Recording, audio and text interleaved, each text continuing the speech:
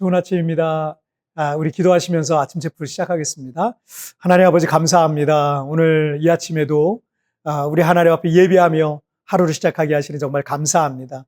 예배할 때마다 만나주시고 말씀하여 주시고 은혜를 베풀어 주옵소서. 감사하며 예수님의 이름으로 기도하옵나이다. 아멘. 제가 지금 목 상태가 조금 안 좋아서 오늘은 찬양을 같이 못 부르는데 여러분 개인적으로 오늘 찬양 많이 부르시길 바랍니다. 자, 오늘 우리에게 주신 하나님 말씀은 마가복음 14장 3절부터 9절까지의 말씀 제가 봉독해 올리도록 하겠습니다. 예수께서 베다니 나병 환자 시몬의 집에서 식사하실 때 한 여자가 매우 값진 향유 곧 순전한 나드 한 옥합을 가지고 와서 그 옥합을 깨뜨려 예수의 머리에 부으니 어떤 사람들이 화를 내어 서로 말하되 어찌하여 이 향유를 허비하는가? 이 향유를 300데나리온 이상에 팔아 가난한 자들에게 줄 수 있었겠도다 하며 그 여자를 책망하는지라. 예수께서 이르시되 가만두라. 너희가 어찌하여 그를 괴롭게 하느냐? 그가 내게 좋은 일을 하였느니라.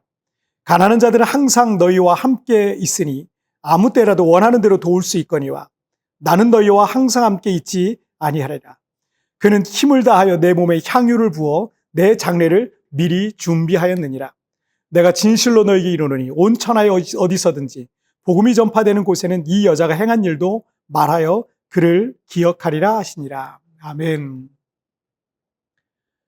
대표적인 그 고난의 대명사라 할 수 있는 욥은 어느 날 자연재해와 도적대의 약탈로 그 많던 재산을 한순간에 모두 다 잃었어요. 사랑하는 자녀 10명을 한자리에서 모두 사고로 잃어서 죽음으로 인한 큰 상실감을 또 경험하게 됩니다.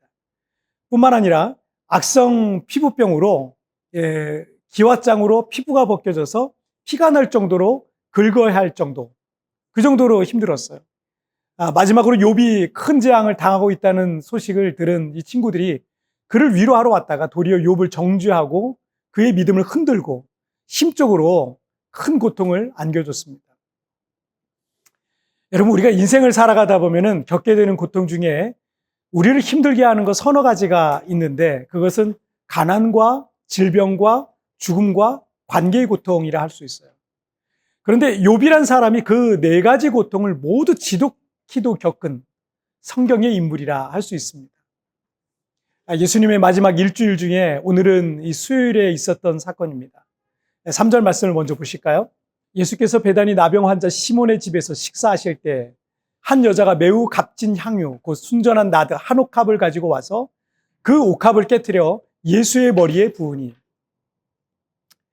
이 사건은 너무나도 유명한 마리아가 예수님의 머리에 귀한 향유를 부은 사건입니다. 마리아가 예수님의 머리에 부은 이 향유인 순전한 나드 한 옥합은 5절에 의하면 약 300데나리온의 금액에 해당되었습니다. 보통 이 한 데나리온을 노동자의 하루 폼싹을 말하거든요. 그러면 보통 사람이 300데나리온이면 보통 사람이 1년 동안 벌어야 되는 1년 연봉에 해당하는 매우 값비싼 향유였다는 것을 우리가 알 수 있습니다. 마리아는 오라비인 나사로가 죽었다가 살아났기 때문에 그것에 대한 감사로 이렇게 값비싼 향유를 부었는지도 모릅니다. 그러나 가룟 유다를 비롯한 제자들이 귀한 것을 허비한다고 마리아를 책망했는데 도리어 예수님께서는 제자들을 막아서면서 마리아가 예수님의 장례를 미리 준비했고 복음이 전해지는 곳 어디서든 이 여인의 행한 일도 함께 전해질 것이라고 오히려 칭찬하셨죠. 자, 그런데 3절 말씀에서 우리가 인생을 살아가면서 겪게 되는 네 가지 고통을 찾아볼 수가 있어요. 첫 번째로 이 사건이 있었던 마을이 베다니였는데 가난한 자의 집이란 뜻을 갖고 있다 그랬잖아요. 예루살렘 변두리의 작은 마을, 가난한 마을 베다니는 가난한 빈민들이 주로 살던 곳이었다는 것을 알 수 있습니다. 그 마을의 대부분의 사람들은 가난한 빈민들이었기 때문에 그들에게 가난은 마치 옷과 같았을 거예요. 그리고 예수님께서 이 베다니 나병 환자 시몬의 집에서 식사를 하셨을 때 일어난 사건인데 가난한 것도 서러운데 나병, 문둥병까지 걸린 사람이 집이었다는 거예요. 당시 문둥병은 불침병이었고 전염성 때문에 사람들과 격리되어서 마을 밖에 쫓겨나서 살 수밖에 없었습니다. 자, 그래서 여기에는 두 번째와 세 가지 고통을 다 발견할 수 있죠. 하나는 질병이고 또 다른 하나는 다른 이들과의 관계의 단절입니다. 하지만 예수님께서 이 제자들과 함께 나병 환자의 집에서 식사를 하시고 있다는 얘기는 그 나병 환자였던 시몬의 병이 치료됐다라는 걸 알 수 있습니다. 격리되어 살던 사람들과 분리되어 살던 사람의 집에서 병이 치료되어서 여러 사람을 초청해서 잔치를 열고 있었던 거죠. 그리고 이 구절의 배경이 되고 있는 인생의 네 번째 고통은 죽음으로 인한 상실의 고통입니다. 왜냐하면 마리아의 오라비 나사로가 죽었다가 예수님을 통해 살아났기 때문에 마리아가 그 어떤 것으로도 그 감사를 표현할 수가 없었어요. 그래서 값비싼 향유를 예수님의 머리에 부었던 겁니다. 다른 본문에 보면은 그 자리에 나사로가 있었습니다. 자, 그런데 월요일에 말씀드렸던 것처럼 이 마가복음은 샌드위치 스트럭처, 샌드위치 구조로 된 본문이 여러 개 있거든요. 예, 오늘 본문인 이 3에서 9절의 전후 문맥 1절, 2절은 뭐냐면 대제사장들과 서기관들이 예수님을 죽일 흉계를 꾸미는 장면이 나오죠. 그리고 오늘 본문이 끝나는 10절과 11절에서는 가룟 유다가 돈을 받고 예수님을 대제사장들에게 넘겨주기로 하는 장면이 나옵니다. 대제사장 그룹은 돈을 주는 쪽이고 한쪽은 돈을 버는 쪽이겠죠. 샌드위치의 빵에 해당하는 대제사장들과 가룟 유다는 돈으로 예수님을 사고 파는 장면을 보여준다라는 것을 보여주고 있다면 대조적으로 그 안에 있는 베다니의 향유 사건은 예수님을 위해서 값비싼 향유를 부어드리는 장면입니다.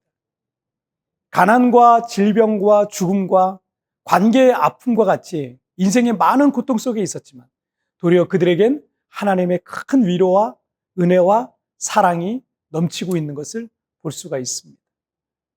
로마서 8장 18절에서 생각하건대 현재의 고난은 장차 우리에게 나타날 영광과 비교할 수 없도다라고 말씀하셨어요. 그리고 마태복음 5장 3절에서는 팔복의 첫 번째를 심령이 가난한 자는 복이 있나니 천국이 그들의 것이미요라고 말씀하셨어요. 인생에 많은 고난이 있다는 것은 여러분 그곳에 하나님의 큰 은혜가 따르게 된다는 것을 이 성경 말씀이 보여주고 있습니다. 지금 여러분의 삶에 분명 고통과 시련의 상황들이 있을 수 있지만 하나님은 여러분의 삶에 넘치는 은혜를 베푸실 것을 믿습니다. 자, 우리 같이 기도하실까요? 살아계신 하나님 아버지 감사합니다. 오늘도 이렇게 우리 하나님 앞에 예배하며 찬양하며 나가게 하시니 정말 감사합니다. 하나님 말씀으로 또 우리가 어떤 삶을 살아야 될지 또한 알게 하여 주시니 정말 감사합니다. 많은 고난이 있지만 그 고난 가운데 더 크고 많은 은혜와 하나님의 자비가 하나님의 능력과 하나님의 개입이 있게 될 줄 믿습니다. 지금 내 삶에는 때때로 힘들고 어려운 시간들이 있지만 그러나 현재의 고난은 장차 나타날 영광과 좋게 비교할 수 없으며 심령이 가난한 자는 복이 있어 천국을 소유하게 되는 것처럼 하나님 내 삶에 있는 여러 가지 고난과 어려움이 있지만 하나님의 크고 놀라운 위로가 나의 인생 가운데 나의 간증이 될 줄 믿습니다. 오늘도 나의 삶의 현장에 우리 주님 함께하여 주시고 붙들어 주옵소서. 감사하며 예수님의 이름으로 기도하옵나이다. 아멘. 여러분 뒤편에 나오는 오늘의 묵상 보시면서 개인적으로 묵상하시고요. 짧게라도 뜨겁게 기도하시면서 오늘 하루 주님과 동행하시길 바랍니다. 내일 우리 굿모닝 치프에서 뵙겠습니다. 여러분 승리하세요. 인생에 많은 고난이 있다는 것은 그것에 하나님의 큰 은혜가 따르게 된다는 것을 보여주고 있습니다. 여러분의 삶에 지금은 분명 고통과 시련의 상황이 있을 수 있지만 하나님은 여러분의 삶에 넘치는 은혜를 베푸실 것을 믿습니다. 고난 중에 있는 나에게 하나님의 은혜는 무엇일까요?